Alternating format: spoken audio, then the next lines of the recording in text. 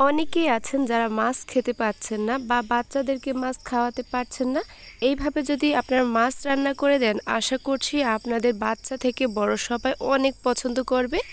বিশেষ করে পাঙ্গাস মাছ কিন্তু অনেকেই খেতে চায় না, আর এইভাবে রান্না করলে বুঝতেই পারবে না যে এটা কি মাছ আপনি রান্না করেছেন।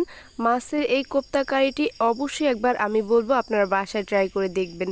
বাই দ্য ওয়ে, আসসালামু আলাইকুম everyone, welcome to Naba Islam kitchen. কি অবস্থা, সবাই কেমন আছেন?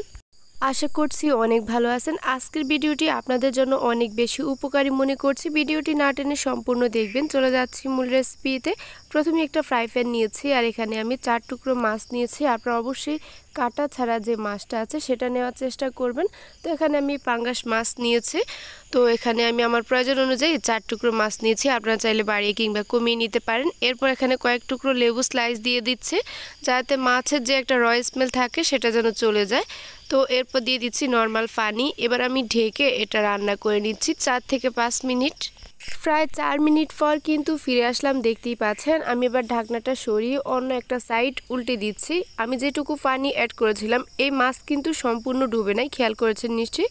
এজন্য একবার উল্টে দিচ্ছি। এরপর উল্টে আমি মোটামুটি আরও 3 থেকে 4 মিনিটের মতো জাল করে নিব।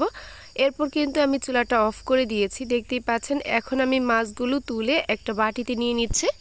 এই লেবুর স্লাইসগুলো কিন্তু অবশ্যই অ্যাড করবেন, তাহলে কিন্তু মাছের যে গন্ধ সেটা অবশ্যই চলে যাবে। তো দেখতেই পাচ্ছেন এখন কিন্তু খুব ইজিলি এই যে চামড়াটা আমি সরিয়ে নিচ্ছি। এভাবেই কিন্তু মাছের চামড়াটা সরিয়ে নিতে হবে, আর কাঁটাগুলোও বেছে নিতে হবে।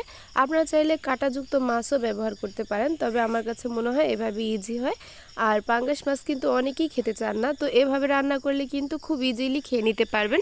বোঝাই যাবে না যে আপনি এটা কি মাছ রান্না করেছেন। দেখতেই পাচ্ছেন আমি হাতের সাহায্যে কিন্তু সবগুলো মাছ আমি ঝুরা করে নিয়েছি। এখন কতগুলো ইনগ্রেডিয়েন্টস এখানে অ্যাড করে দিচ্ছি। কাঁচা মরিচ আপনার ঝাল টেস্ট অনুযায়ী ব্যবহার করবেন। এরপর মাঝারি সাইজের এখানে একটি পেঁয়াজ কুচি ব্যবহার করেছি, আদার পেস্ট হাফ চা চামচ, রসুনের পেস্ট হাফ চা চামচ, জিরা এবং ধনিয়া গুঁড়া মিলে 1 চা চামচ ব্যবহার করেছি, হলুদ গুঁড়া হাফ চা চামচ, মরিচ গুঁড়া হাফ চা চামচ, লবণ টেস্ট অনুযায়ী। এরপর এখানে ময়দা অ্যাড করে দিয়েছি 1 টেবিল চামচ পরিমাণ। অবশ্যই কিন্তু এটা অ্যাড করতে হবে, না হলে এই যে একটা আঠা আঠা ভাব, একটা স্টিকি ভাব, এটা হবে না। এখন এই সবগুলো উপকরণ হাত দিয়ে ভালো করে মিক্স করে নিচ্ছি। আপনার ভিডিওতে খেয়াল করেছেন নিশ্চয়ই। এবার কিন্তু আমি এগুলো কাবাবের শেপ দিয়ে নিব। আপনারা চাইলে এখানে গোল করেও শেপ দিয়ে নিতে পারেন। আমি কিন্তু এটাকে একটু চ্যাপ্টা করে শেপ দিয়েছি। যার যেভাবে পছন্দ সেভাবেই কিন্তু শেপটা দিয়ে নিতে পারেন। এই শেপের মাঝে কোনো টেস্টের হেরফের হবে না। তো দেখতেই পাচ্ছেন এভাবে নিলে কিন্তু ভেজে নিতে ইজি হয়, এজন্য আমি এভাবে ভেজে নিচ্ছি। ফাইনালি আমার দেখতেই পাচ্ছেন অনেকগুলো কাবাব তৈরি হয়ে গিয়েছে। আর এখন আমি একটা ফ্রাই প্যানে তেল দিয়ে দিয়েছি। তেলটা আমি মিডিয়াম হিটে গরম করে এবার আমি এক এক করে মাছের কোপ্তাগুলো ভেজে নিচ্ছি। দেখতেই পাচ্ছেন আমি কিন্তু একসাথে অনেকগুলো দেইনি, অল্প অল্প করে একটু ফাঁকা ফাঁকা রেখে দিয়েছি, যাতে এগুলো উল্টানোর সময় কোনো সমস্যা না হয় কিংবা ভেঙে না যায়। একটা সাইড যখন একদম লালচে হয়ে গিয়েছে তখন আমি অপর সাইডটা উল্টে দিচ্ছি। আর একটু লালচা করেই ভেজে নিতে হবে, তাহলে কিন্তু সুন্দর একটা ফ্লেভার আসবে এবং এটা খেতেও ভালো লাগবে। যদি একটু নরম থাকে তাহলে কিন্তু এটা খেতে খুব একটা ভালো লাগবে না। এখানে টেস্টের কিছু ডিফারেন্স হতে পারে।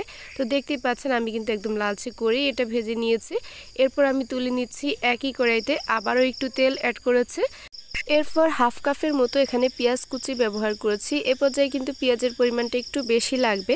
তো এটা কিন্তু একটু জাস্ট কালারটা ট্রান্সফার হলেই হয়ে যাবে, একদম লালচে করে ভাজতে হবে না। এখন আবারও কিছু পেস্ট মশলা ব্যবহার করেছি। রসুনের পেস্ট হাফ চা চামচ, আদার পেস্ট হাফ চা চামচ, জিরা এবং ধনিয়া গুঁড়া মিলে এখানে আমি 1 চা চামচ ব্যবহার করেছি। মানে আগের পরিমাপটাই এখানে কিন্তু সমপরিমাণ দিয়ে দিয়েছি। এরপর এখানে হলুদ গুঁড়া, মরিচ গুঁড়া এবং লবণ সব টেস্ট অনুযায়ী অ্যাড করবেন। লাস্ট ফ্লেভার এবং ঝালের জন্য অ্যাড করেছি কতগুলো কাঁচা মরিচ। তো এটা দিয়ে আমি কয়েকবার বলক তুলে নিয়ে এরপর আমি কোপ্তাগুলো অ্যাড করে দিয়েছি। আর এটা কিন্তু খুব একটা রান্না করতে হবে না, এটা আগেই অলমোস্ট আমি ভালো করে ভেজে নিয়েছি। এরপর আমি এখানে গরম মশলা 1 চা চামচ অ্যাড করেছিলাম মিক্স করে। এরপর দেখতে পাচ্ছেন রান্না কিন্তু আমার কমপ্লিট হয়ে গিয়েছে। লাস্ট মোমেন্টে কতগুলো ধনিয়া পাতা অ্যাড করেছে। আপনারা চাইলে নর্মাল যে ধনিয়া পাতা আছে সেটা অ্যাড করতে পারেন। আমার কাছে কিন্তু এই যে আমার বাড়িতে লাগানো বিলাতি ধনিয়া পাতা ছিল, সেটাই আমি অ্যাড করেছি। ফাইনাল লুকসটা দেখেই বুঝতে পারতেছেন এটা কতটা পারফেক্ট এবং লোভনীয় হয়েছে। এটা এত বেশি ফ্লেভারফুল হয়েছে, জাস্ট আপনারা কিন্তু একবার রান্না করলেই বুঝতে পারবেন। এই কোপ্তা কিন্তু ছোট থেকে বড় সবাই অনেক পছন্দ করবে। আর এটা কিন্তু কাটা বাচ্চার কোনো রকম ঝামেলা নেই, জাস্ট এমনি আপনারা খেয়ে ফেলতে পারবেন। এটা এত বেশি মজা হয়। আপনার এই খাবারটি কিন্তু যে কোনো কিছুর সাথে সার্ভ করতে পারেন, যেমন ভাত, পোলাও, বিরিয়ানি, খিচুড়ি, যে কোনো কিছুর সাথেই সার্ভ করা যায়। আর হ্যাঁ, আপনারা চাইলে এটা ফ্রোজেন করে রাখতে পারেন। যখন আমি এটা ভেজে নিয়েছিলাম সেভাবেই কিন্তু একটা এয়ারটাইট বক্সে ঢুকিয়ে আপনারা এটা ফ্রোজেন করতে পারেন। পরে নামিয়ে শুধু জাস্ট রান্না করে নিলেই হয়ে যাবে।